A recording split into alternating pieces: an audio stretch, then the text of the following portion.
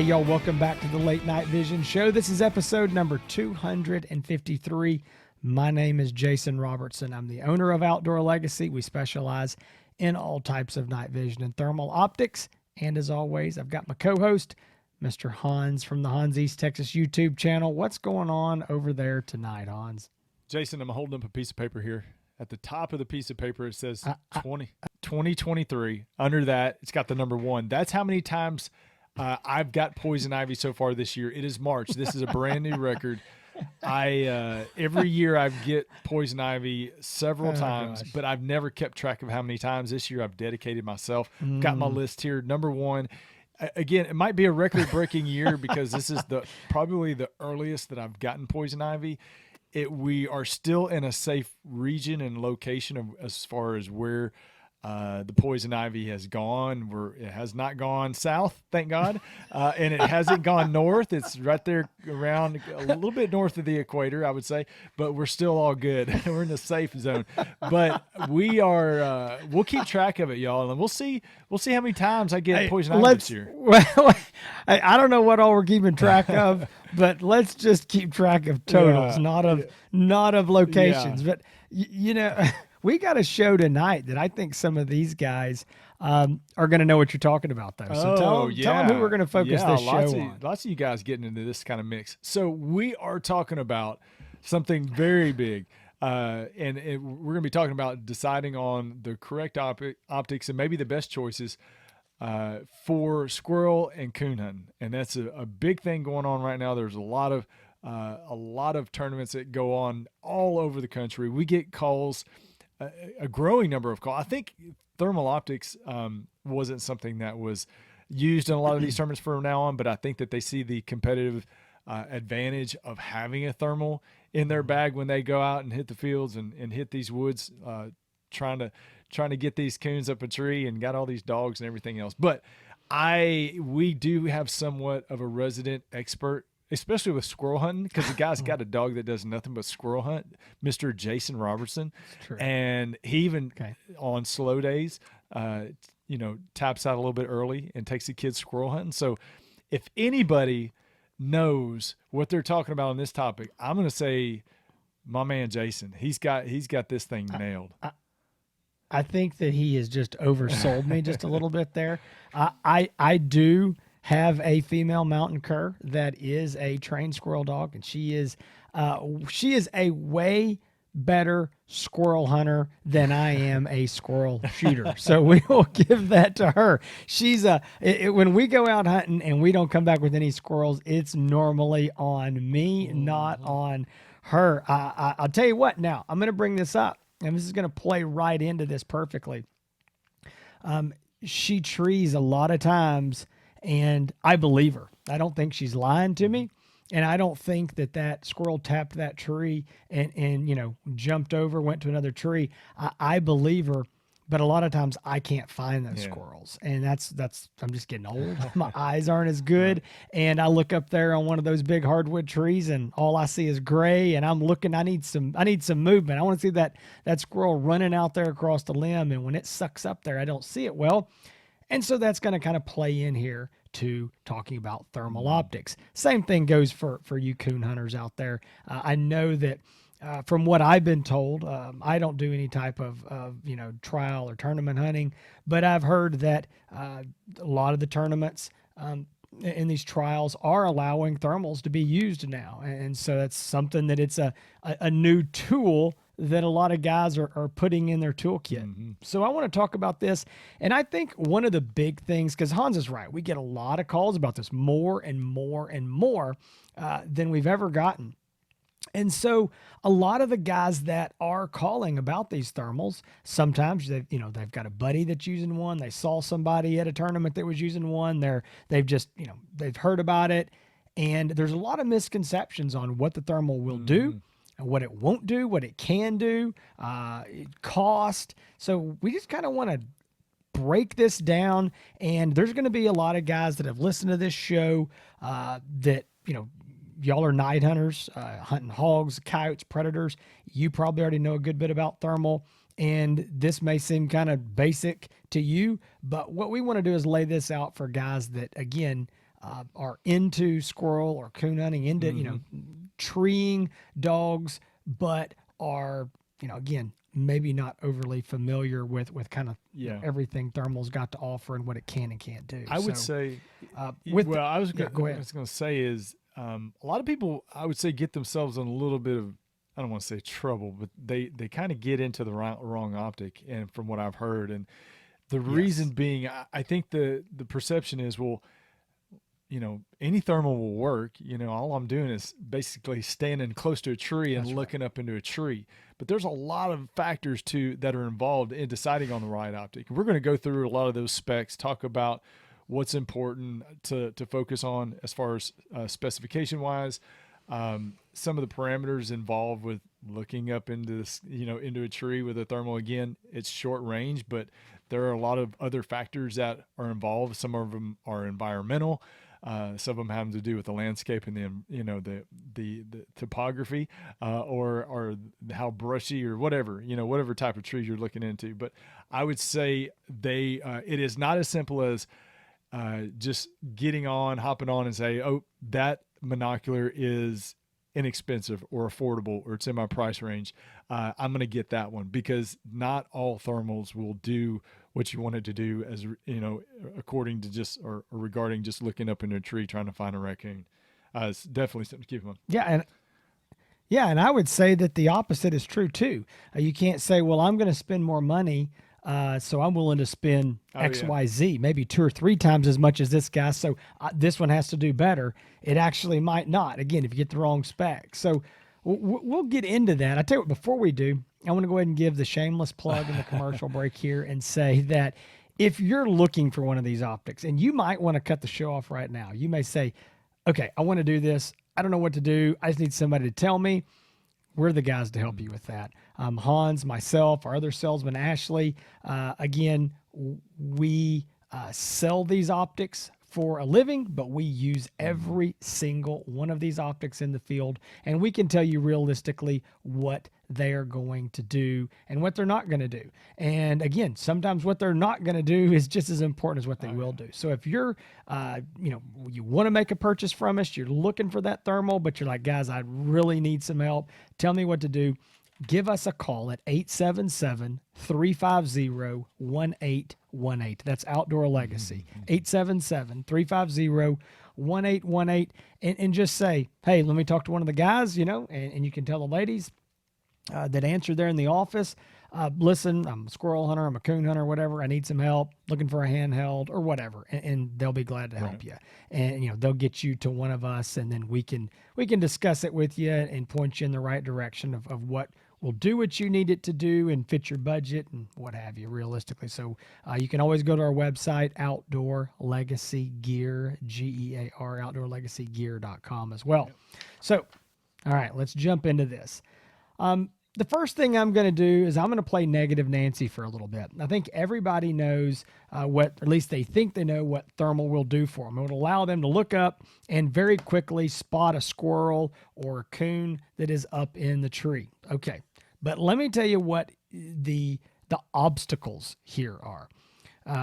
It's probably not going to work as well as you think it does. Now, there's a sales pitch. Can you believe that? We start out that way, but it's true. And here's why. If you take a thermal and you look out across the field, okay, and there is a coyote or a coon or a deer, or maybe even maybe you're close range and it is a coon or a possum or a small animal, you're going to quickly see that animal. It's going to be hot, so it's going to be glowing, and you're going to see it, and it's going to be super easy to find. I mean, we have guys that hunt rats with thermals, Yeah. on rifle scopes. Exactly. They kill mice. They'll get in barns, and so little bitty small things that can be done.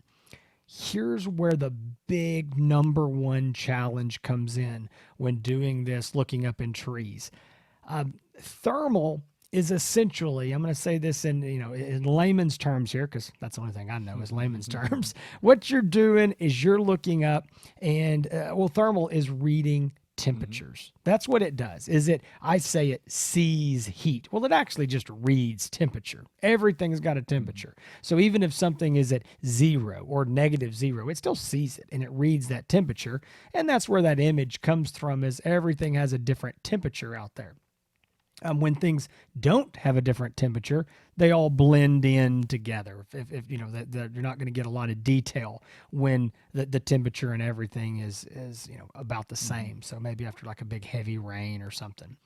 So the problem is that when you look up towards the sky, even at night, the sky, that atmosphere is very, very hot. There is a lot of heat up there.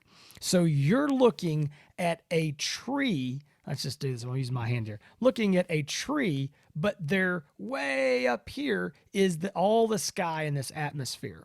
And it's really hot, and the tree's not that hot. So what you find is the top of that tree, the detail of those limbs and twigs and branches gets blown out. Okay? So that you're not seeing near as much detail is that you'd think that you would, because again, those small details are blown out from that super hot sky behind it. Also, you put something like a squirrel or a coon up there, and again, small animal, really big tree, really hot behind it.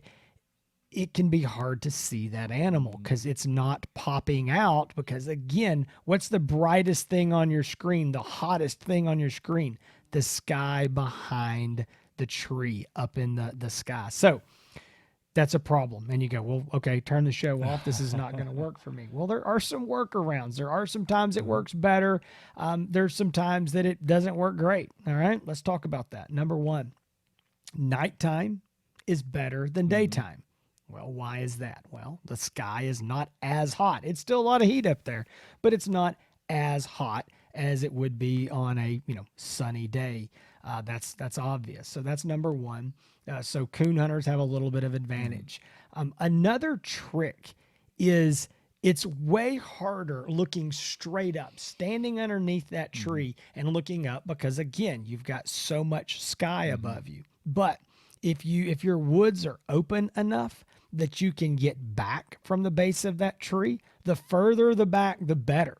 I mean, you may not be able to get back, but 15, 20 yards, if you can, that's great. If you can get back 40 yards, that's probably even better. But I mean, I understand most of the time the woods aren't going to be that open. But when you get back further, now, instead of looking straight up at the sky, you're seeing those other trees and those other canopy of the woods behind that tree, if that makes more sense. So there's less of that hot sky blowing out, makes it way easier.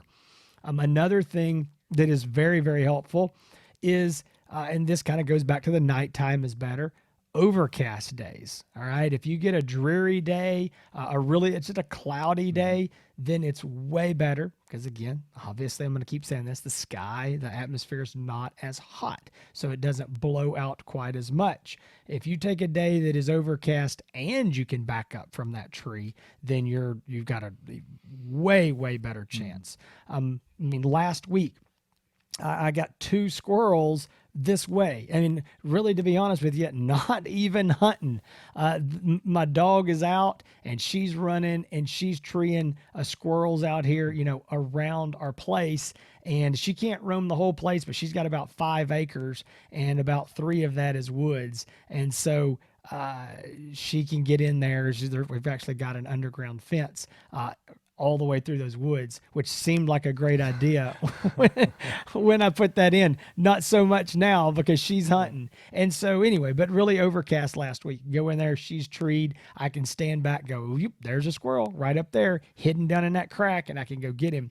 Otherwise, I'd have had probably a hard time finding that squirrel up there. So it does work well in those situations. Now, let's talk about some of the other things that can be a problem. And this is a tough one, and it's leaves on the trees. And I know this is really a problem for coon hunters because a lot of times y'all are hunting, maybe year round, a lot more in the spring and summer than a lot of times squirrel hunters are. We're normally, at least down here, our seasons, we've got a spring season, we got a fall season, winter, but most of our season, the leaves are off or falling or are a lot thinner than they are. Now, we do have a spring season that can be a problem. Once those leaves start, that is an issue, especially for squirrels. Not quite as bad with coons because they're bigger, obviously, and there's more mass there. But it's not magic. Yeah. And I've had this discussion with a lot of guys that are like, well, I'll be able to see through the leaves and see that coon. Not exactly. It is not, thermal does not see through anything. Yeah. So if there is, if I hold up this sheet of paper here, you're not going to see through that. No different than you won't see through the trunk of the tree. You won't see through a branch. You won't see through the leaves. Now, what you can do is if you have leaves up here and they're like this, and that coon is behind them and there's line of sight, you might maybe see enough of that coon back there to go, oh yeah, there's something big and hot there. And now you start moving around trying to get a better angle and be able to see it sitting there. That is a possibility, but it is going to be more difficult. No different than it's hard for you to find it with your light. Looking up in there, it's going to be hard to do it with that thermal. But again, it can give you some benefit there. I just want people to know that it's not magic. It doesn't see through anything. It can, again, if there's line of sight, it can do it. Now, all right, I've told you about a lot of the negatives. And I'm going to say one last thing kind of on the negatives, and we'll go to some positive stuff. But when I'm squirrel hunting on a clear day, just a pretty fall or winter or spring day, I don't carry thermal with me. And my reasoning is not because I think it's cheating and nothing like that. It's because most of the time I don't think it's going to help me enough, and it's one more thing for me to lug around. I just feel like, again, trying my woods where I'm hunting here in East Texas, the property that I live on, it's a big hardwood bottom. It's thick. And it is, there's a lot of brush. I can't get way back. I've got to get underneath that tree or very close to it. So I have a very hard time finding that small squirrel up there, again, with the hot sky we're talking about. So clear, sunny days for my type of terrain, I don't even take it. It's not worth it to me. Again, cloudy, overcast, dreary days, I'm taking it.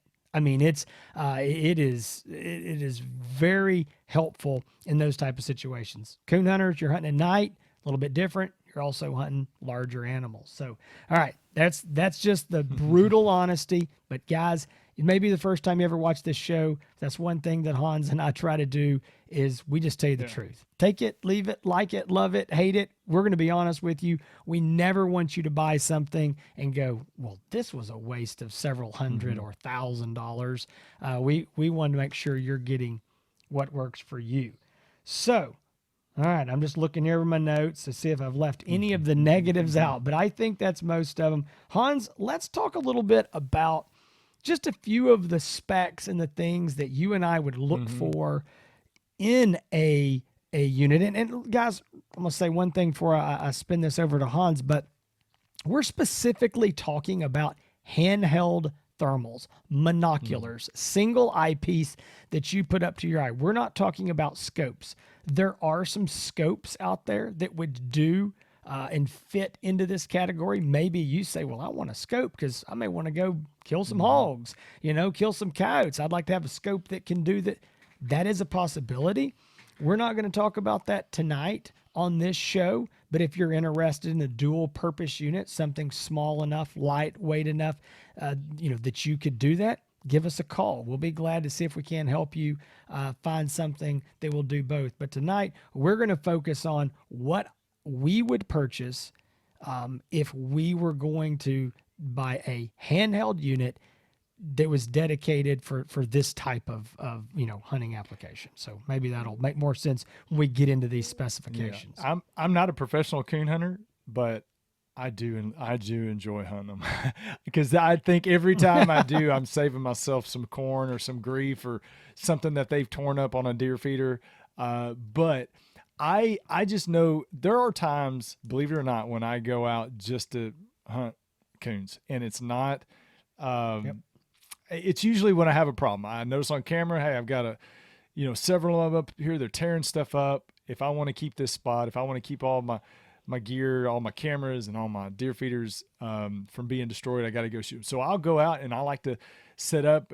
Jason and I, both have 17 HMRs, and I love using mine, and I'll take it out and rig it up just for this occasion. But I know when I go out and I'm specifically looking to coon hunt, I want something, and we're talking about specs as far as what we see is going to work best. Something in a handheld that's going to give me a very wide field of view. Something that I know that I'm not going to be trying to see a coon in a tree 200 yards away, knowing that I'm going to be up close. I know what area to be in, and that I can have something with a low base magnification, wide field of view for scanning up and top, down and up on these trees, left to right, cover a lot of ground. And that's where having something in that 1 to 1.5, maybe even 2 power base magnification range is going to be of a benefit. But I would say first and foremost, and maybe one of the most important specifications, Jason, you'll probably agree with this, is base magnification, along with, and we're going to talk about things like how to carry it, size and weight, other things, but base mag, very, very key, very, very important to making sure that you're not. Base mag is it. Yeah, absolutely. Yeah. And let me explain why. So you're probably used to using, maybe it's binoculars, maybe it's a daytime scope, whatever it is, it's got some kind of magnification. A 1 power, or you'll see it listed as 1X, 1 power, that's no magnification. And that's ideally what you want for looking up in a tree. You want what is closest to your naked eye as possible. And the reason is everybody can understand this. If I give you a pair of binoculars and I tell you to, go read the clock on your microwave in your house, you're like, well, hang on. And you know where your microwave is, or your oven, but you can't find it because you're looking over there and you're hunting all over because you have this very, very small field of view because you have so much magnification. Well, you're looking for a small animal, a coon or a squirrel, up in a tree at a very close range, and it's the same exact principle. And you need to be able to get the wide field of view and quickly find it. What you don't want to do is have to scan and down this limb, do a grid pattern. Yeah. I mean, you'll never find it. You'll be dizzy and miserable. You want to quickly look up there and go, there he is. He's out on that branch. I found him. That's what you're trying to do. Especially think about this, guys. You may be circling the tree. You may not just come up to this side of the tree and see him. He may be on the other side of the tree. And so you can't do this tedious grid search pattern on 4 sides of the tree. You've got to be able to quickly look up there and go, he ain't over here.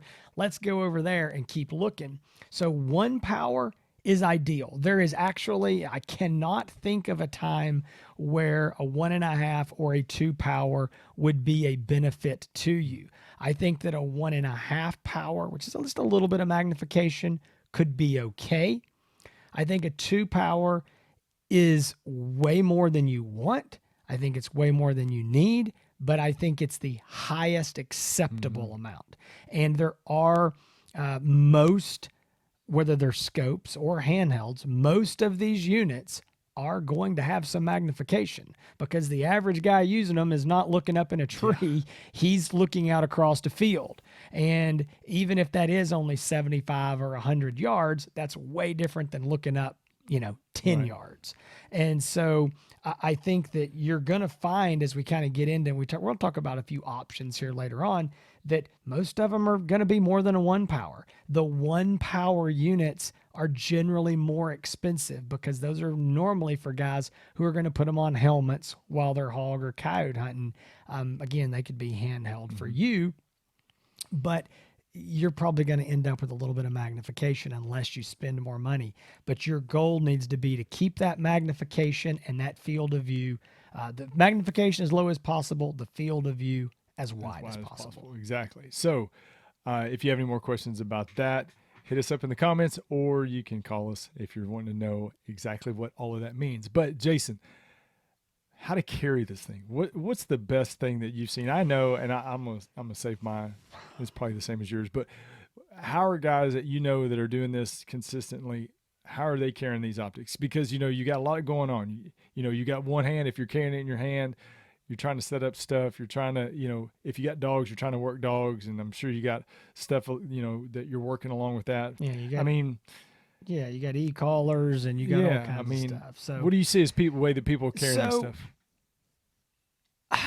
A lot of guys want to carry it on a lanyard, and that makes sense. It's around your neck.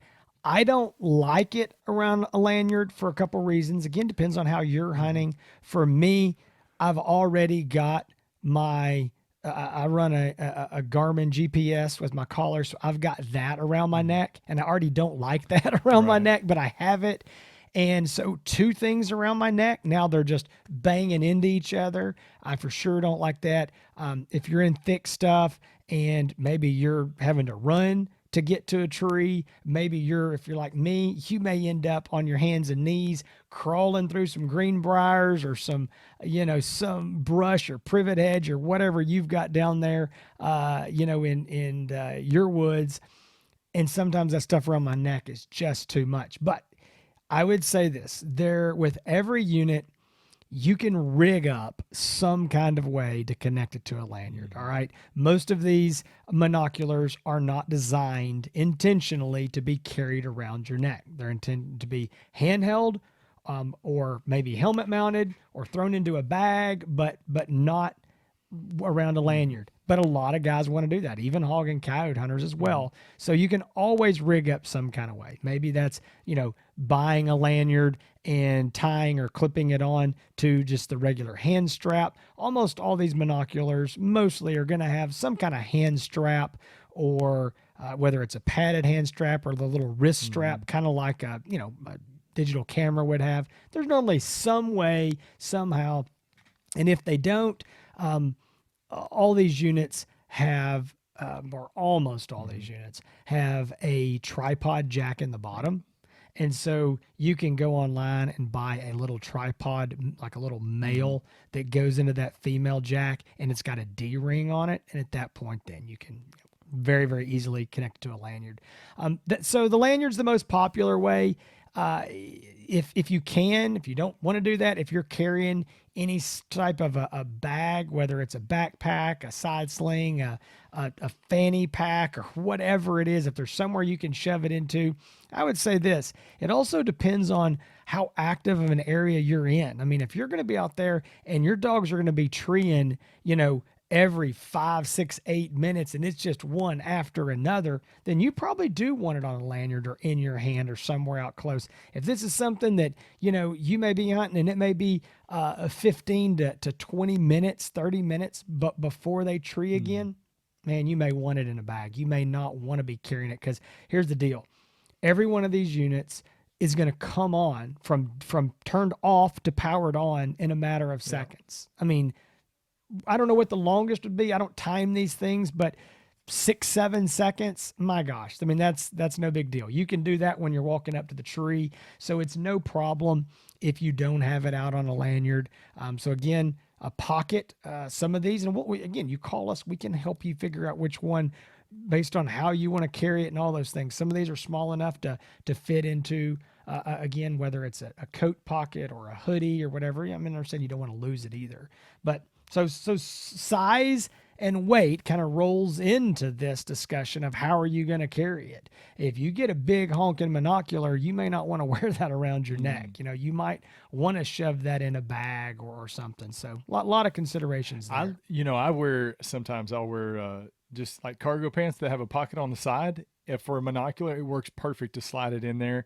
I'm with you. I don't like wearing stuff around my neck, or I know you're wearing something around your neck, but I don't like wearing it around my neck. I don't like that. I don't like it. I don't like carrying my monocular there. And a lot of times I'm carrying a rifle in front of me on my chest, so it kind of gets in the way there. Some of these monoculars come with a nice carrying bag with a strap on it that you can wrap around your shoulder. and it helps protect it as well, like kind of like a padded pouch some of them come with. So that's definitely an option. But lanyard, I would say, is the most popular. And whether it's just a professional, nice looking lanyard that you find somewhere that somebody's made, or if it's just a piece of paracord tied very Yeah. crudely on there, it doesn't really matter, but it'll all work. Whether you like to carry it around your neck, in your pocket, in a bag, or have you, but you definitely want to rig up a way where you can have two hands free and not have to have something that's going to tie up your hand indefinitely while you're trying to go out and do the job. Agree. So there's a couple things that I want to talk about now. I'm going to talk about a little bit about, we kind of about what to look for. I want to talk real briefly about what to avoid. Now I want to say one more thing that should be brought up is that a lot of guys will ask me, coon hunters, because this matters, can I tell the difference in a coon and a possum? Probably not. Okay. I mean, you're looking at a hot ball of heat. Normally at that point, they're balled up there in that tree. I mean, it's possible, but I would say you need to, because I know that's important when you're coon hunting, you're probably going to need to find it and then get on it with your light. Okay. If it's night, get on there and go, okay, I know where he's at. I mean, like, all right, he's in this crack. Now I got to find it and, get there with your naked eyes to make that final determination. But it's going to be difficult to do that. So I just want to throw that out. Now, kind of going here, one more thing I think you need to look at and consider is the battery life. Some of these units are going to have an internal battery. That's a battery you can't take out, kind of like your cell phone. It's inside of it. And so you're going to have to, go plug it in to recharge it. Plug it into a USB cable. You can do that at home. You could do it in your truck. You could plug it in to a USB battery pack, little, $30, $40 battery pack that, will charge your cell phone or a tablet. You can plug it in, charge these units. All of these units will charge that way.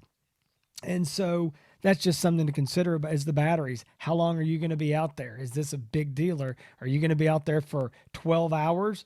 You need probably a different battery than the guy like me that's going to go out there squirrel hunting for a couple hours. I mean, battery life is not a big deal to me because I'm not going to be out there long enough.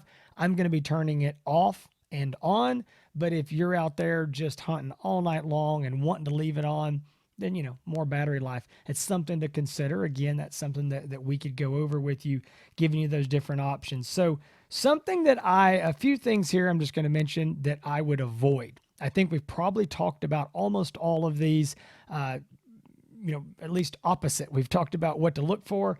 So what not to look for. Avoid high base magnifications. All right. And I would say anything above 2 power is going to be too high for you. I would not advise it. So the lower the better. 2 is going to be my max. I would not look at a 2.5 power, 3 power, 4 power. Way too much for what you're going to be trying to do. So again, higher the magnification, generally speaking, the narrower the field of view is going to be. You want to keep that field of view as wide as you can. Resolution. Now, this is something that I know a lot of guys, when you're first coming to thermal, you don't know much about. So I'm going to explain this. We're going to start at the top and work our way down. Generally, what we consider high resolution is something in the 640 by 480 resolution. All right, what that means is you're going to get a really, really good image, sharp, clear image. That's I'm going to say it's the best. I mean, there's 1280 optic out there that's super expensive, but I'm making a point here. 640 is about as good as you're going to get, especially in a handheld right now. So those units are going to cost you somewhere starting around that $3,000-$4,000 mark. Okay. If you drop down and you stay below, say about $3,000-$4,000, you're going to be in what we call the 384 or standard resolution, 384 by 288 pixel resolution. That is a standard resolution. Still very good. You should have no issue with that at close range, finding squirrels and coons up in trees. Okay. Honestly, it's probably what most guys are gonna want to go to, unless you've just got, more money to burn and you want to get the best of the best for this. Now, What a lot of guys call and what they're actually looking at is something I'm going to say is not the best, and we generally would not advise. And that is some of these, what we call sub entry level or below entry level thermals that are a very low resolution. They're actually a 256 Mm-hmm. resolution instead of a 384. All you got to know is this: the smaller the number, the less the image Mm-hmm. quality. So when you get into these 256 resolution units, it gets to be very poor image quality. These they're less expensive. I mean, some of these units are $500, and when it comes to thermal, you're going to get what you pay for. And these units are often these less expensive units are the sensor. I'm going to say this, it's going to sound funny. The sensor is not as sensitive. And so, what that means is looking up in that tree, it's going to be harder to spot that small animal, that small hot spot, because the sensor is not as sensitive. And that can be a real issue and it can be very frustrating. So, our general advice is you need to start with a Mm-hmm. 384 by 288 resolution thermal unit. Those units that we're going to, Hans is going to mention a couple in a minute, they're going to start about $1,300, okay, $1,295. And I know there's some of you guys going, well, this has been a great show. You should have told me that. I just wasted 30 minutes. I got 5, 6, 7, $800, but I'm not spending 1,300. I understand that. I'm not going to tell you that one of those units will do you no good, but I think there's a high probability that you're going to spend 5, 6, 7, $800 and you're going to be extremely Mm-hmm. disappointed, and you might not use the unit at all and have buyer's Right. remorse.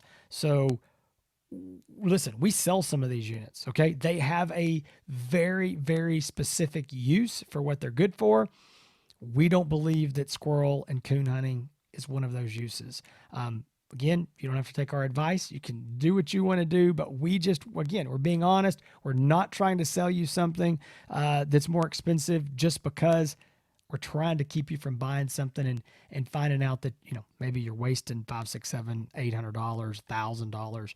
We would really start in this 384 units. And right now, again, this is March of 2023. Prices can change. They're probably as time goes on come down. Right now, you're looking at about $1,295, $1,300.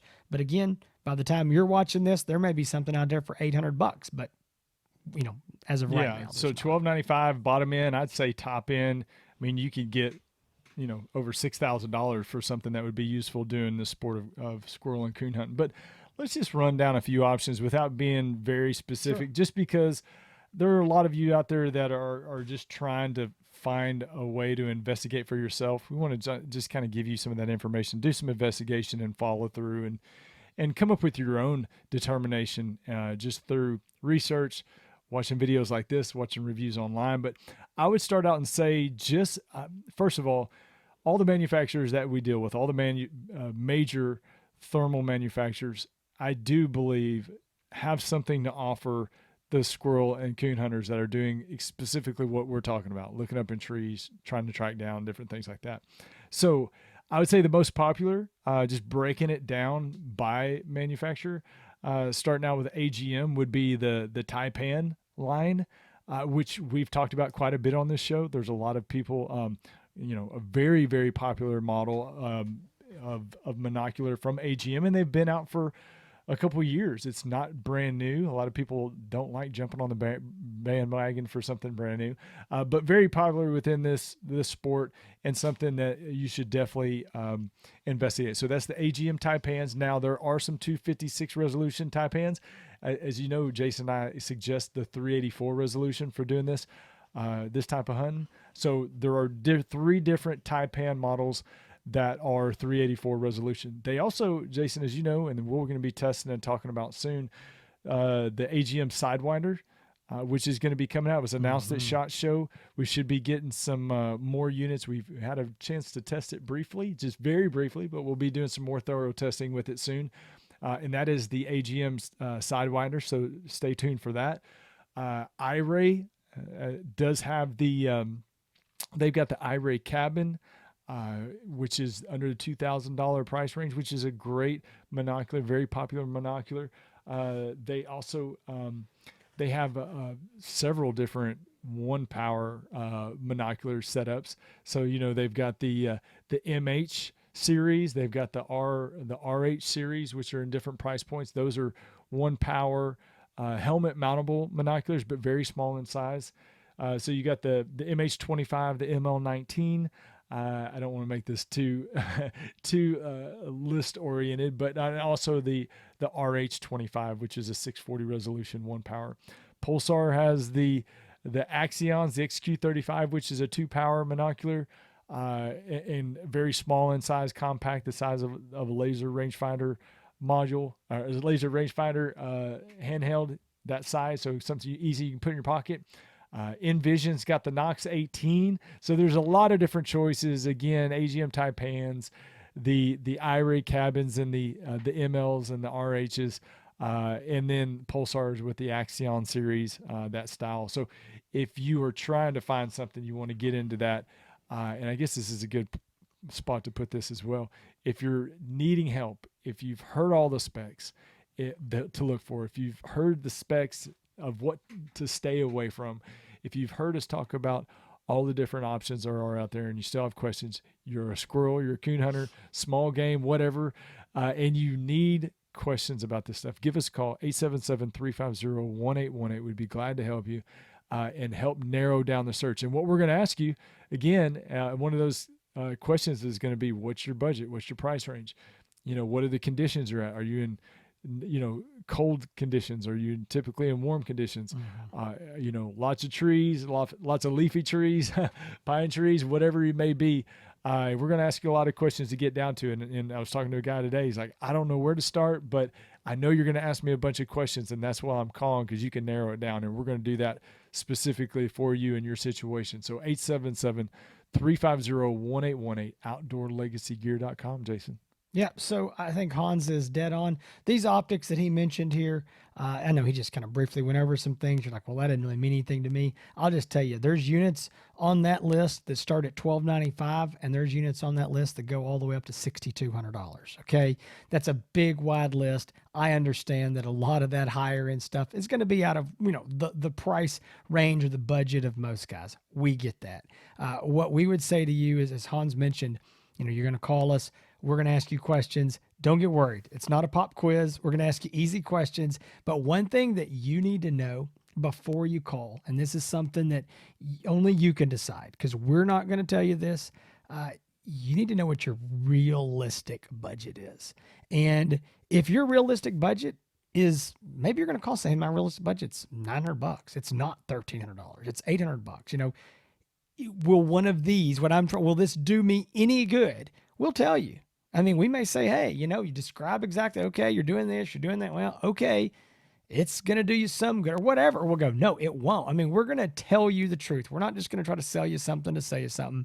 And if you say, hey, my budget's $2,000, we may talk it out and we may figure out that one of these $1,300 or $1,500 units is what you need.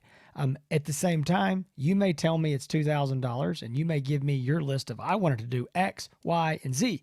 And I may say, bad news, that unit you're describing with all these requirements cost more than that, So we're just going to be honest and talk to you, and we're going to try to help you figure out what will fit your needs and your budget. But the number one thing is to know what your budget is. We can figure out the specs, asking you those other questions like Hans mentioned, and we'll figure it out. It's not a big deal. We're glad to do it, and we're very, very happy to do it. Again, both Hans, myself, Ashley, we're all out there using these units. Ashley's an old squirrel and coon hunter as well. So it's not like, we're just some guys that sell these. We are using these units in the field so we can tell you what they do and how they compare. So with all that said, I hope this was somewhat helpful. You might have watched this and go, well, I don't know any more than I did before, but at least we were trying to give you some basics. Maybe you just learned what the thermal will do and what it won't do. And, you may decide this is not worth it for me, or you may go, oh my goodness, I got to get one of these. And I know other guys are using these in these trials or in these tournaments. And, that's what I've had guys telling me, like, hey, they opened it up. These other teams are using it, and I'm at a disadvantage. I don't have a choice. If I want to win some money, I got to get in on this too. And that's what we actually saw as, hog and predator hunters, because there was a very long time where night vision and thermal were not allowed. It was lights only, and so once they started allowing it, guys started saying, "Man, I used to do really, really good. Now the boys are getting thermal and night vision, and they're whipping us. So I got to get in on it." So I know some of these, in the squirrel and the coon world, it's getting that way as well. So, guys, listen, we hope you enjoyed the show. Maybe you learned a little bit from it. We've told you where to find us if you need more help. We would love to have your business, and we would love to help you find the right optic that is right for you and your situation and your budget, and will help you kill more, or maybe you're not even killing them. If you're in a trial, just finding them, just finding the animals that you're looking for. If you want to see reviews of a lot, almost all, but maybe not everyone, but a lot of the optics that we sell, from handhelds to rifle scopes, go check out Hans's YouTube channel. It's HANSETX, Hans East Texas, and he's got a pile of reviews over there. He is always doing them. We've got way more here on the Late Night Vision show as well. So if there's an optic that you're looking for and you say, man, I wonder if they've done a review of it, it's probably on there somewhere. And I tell you an easy way to search, guys. You can just type in on YouTube, The Late Night Vision Show, and then put the name of the optic. Okay. Same thing for Hans, if you want to see if he's done one. And, you can be brief on the name there. I just put, basically the model name or something, and you'll get to see all of them there. That's a good way to find it. The Late Night Vision Show, you can also find us on Facebook, on Instagram. You can go to thelatenightvision.show.com and find all the past episodes there. Hans, you can find he's got a Facebook page, HANSETX, on, again, Facebook, Instagram, and Outdoor Legacy. We've already told you where to find us. So, guys, we hope that you enjoyed this show. And if you like what you saw, please definitely like and subscribe, because we're putting out more content on this channel every Thursday. Every Thursday, that is right. So thank you for joining us. We've got Jason. We have not told him, but we have the brand new Pulsar Duo XP50s in our hand, and we are testing them, and we have a huge review next week, y'all, and we plan on doing it next week, episode 254 next Thursday. The Pulsar Duo, Pulsar Thermion Duo XP50, that's gonna, brand new, that was talked about at SHOT Show. People have been talking about it for months and months and months. It's finally here. We have a lot to say about it. We're gonna be showing video, going through all the normal things that we talk about, but do not miss next week's show, please. So with that being said, thank you for joining us again. You know where to find us. Thanks for watching. Thanks for listening. We will see y'all next Thursday on the Late Night Vision Show. Y'all stay tuned. Keep up with what's going on. We're going to be bringing it right here live every week. Stay safe in the fields and keep making them bacon pancakes.